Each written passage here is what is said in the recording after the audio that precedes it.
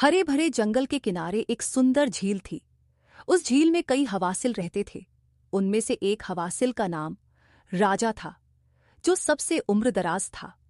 उसके पंख अब उतने मजबूत नहीं रह गए थे और उड़ानें भी छोटी छोटी भर पाता था।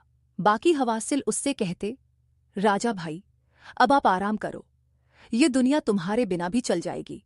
लेकिन राजा का मन अब भी आसमान देखने को बेचैन था। वह रोज कहता, जब तक सांस है उड़ान बाकी है। एक दिन झील के पास इंसान आए और उन्होंने अपने घर बनाने शुरू कर दिए। धीरे धीरे झील का पानी गंदा होने लगा, मछलियां कम हो गईं और पेड़ काट दिए गए। युवा हवासिलों ने तय किया कि अब उन्हें दूसरी झील ढूंढनी होगी। सबने कहा, राजा, अब तुम्हारे लिए उड़ान मुश्किल है, तुम यहीं रहो। राजा मुस्कुराया और बोला, नहीं, मैं अपनी आखिरी उड़ान भरना चाहता हूं। अगर गिर भी जाऊं तो आसमान को छूकर गिरूंगा। सब हवासिल आसमान में उड़ चले।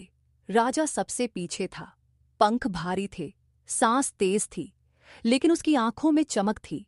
नीचे जंगल, खेत और नदियां बह रहे थे। ऊपर सूरज सुनहरा हो रहा था।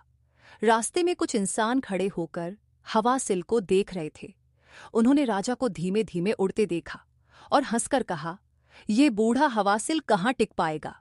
लेकिन राजा ने उनकी हंसी नहीं सुनी। उसके कानों में सिर्फ हवा की सरसराहट थी।